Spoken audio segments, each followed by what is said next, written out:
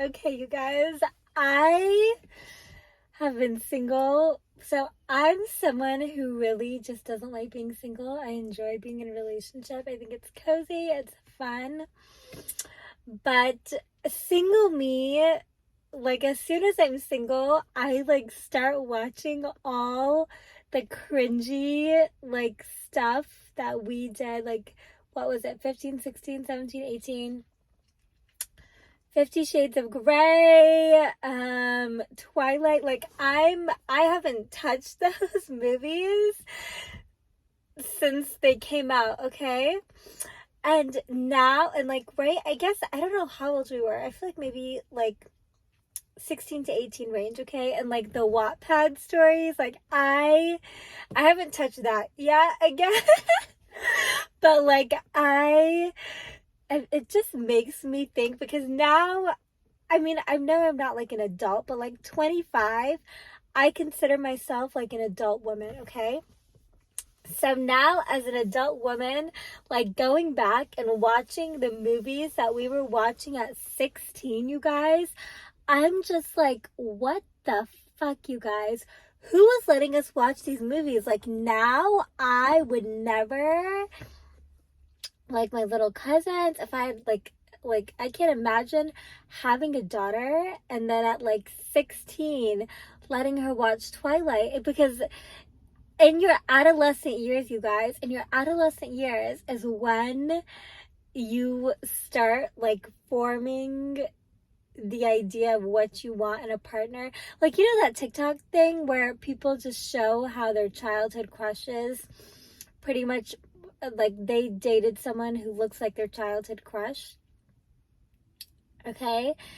So one thing about Twilight is we all normalized anxiety being associated with love, okay? Like if you were Team Edward, you probably grew up to thinking having anxious feelings while you're in love is normal.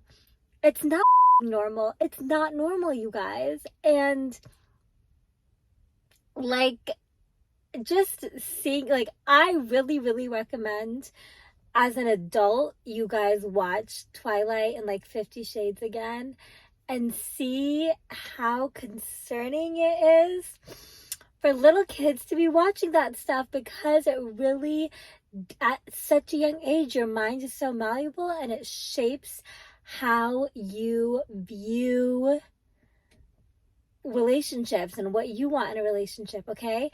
But if you were Team Jacob, you liked secure love, healthy love, cozy love, comfortable, okay? But the thing is, Edward's like really charming. Like back then, I was a Team Edward when I was younger, because it's just like hot, right? Like it's like the bad boy mentality, the motorcycles, whatever. Like I will never date a guy with a motorcycle because I just feel like the stress is too much. But the idea of it appeals to me, you know? And yeah. But I am a Team Jacob today. I am a Team Jacob today because I'm like, yes, cozy, healthy love that makes you feel safe, protected. You're not risking yourself. You're not anxious all the time. You aren't in fear, right? Like all that stuff was so romanticized. And I swear, so many of the relationship problems that people have is just because they have a warped view of what love is supposed to look like. If you think anxiety is romantic and you think it's the most beautiful form of love to feel like you're on a roller coaster, are you confused? Butterflies are anxiety with love. Like who was it? That one singer? No, okay, but that one singer who said, if you feel butterflies, that's anxiety. It's not love. Love should feel like a cozy campfire, okay?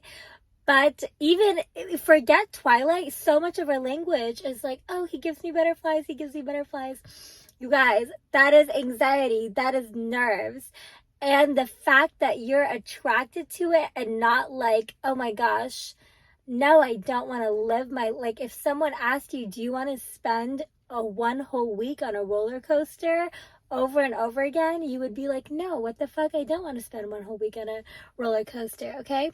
But some people who maybe grew up as Team Edward will grow up to think, yeah, you know what?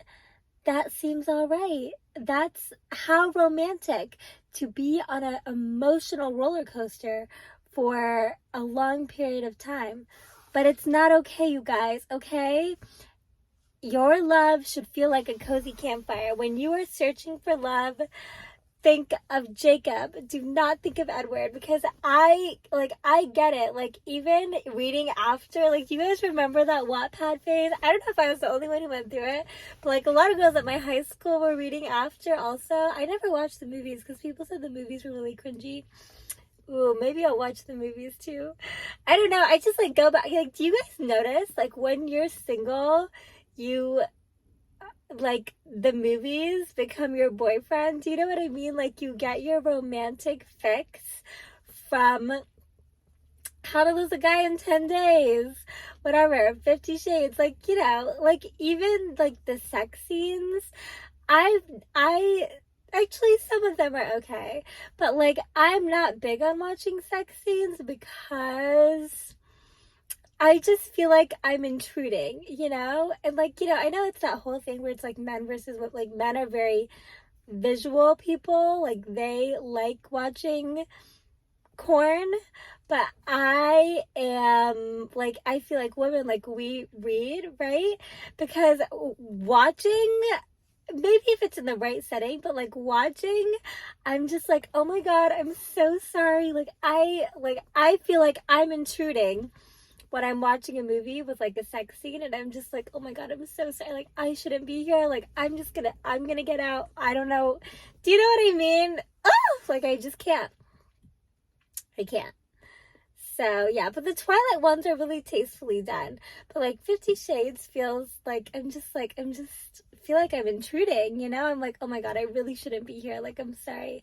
But like the romance stuff is cute.